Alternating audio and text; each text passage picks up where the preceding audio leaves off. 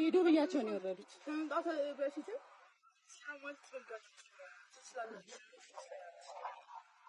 ልብ በሉ አሁንም ተጽዕኖ አድርጋ በእኔ እያሳበበ ነው። ልብ አድርጋ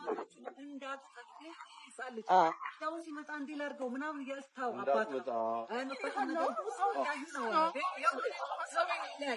የሰጡኝ ምክር ይኸው ነው። በእግዚአብሔርም ዘንድ ያስጠይቃል። እኔ ተጽዕኖ አላደረኩም። የራሳቸው ፍላጎትና መብት ነው። የኛ ሀሳብ ነው። እኛም ብትዘኖሩ እኮ በእናትህ እነሱ ስማት ለቤቱ እናንተ አያገባችሁ። ይኸው ፍርድ ቤት ያዘው 97 ነበርክ እንዴ? አንተ 97 ነበር። አቋማቸውን መጫን ማስገደድ አልችልም። ቤቱን አሸጠ። ይኸው አሁን እየተናገራችሁ የምን ተጽዕኖ? ቤቱን አሸጥክ። ለምን ቤቱን ላሸጥከው?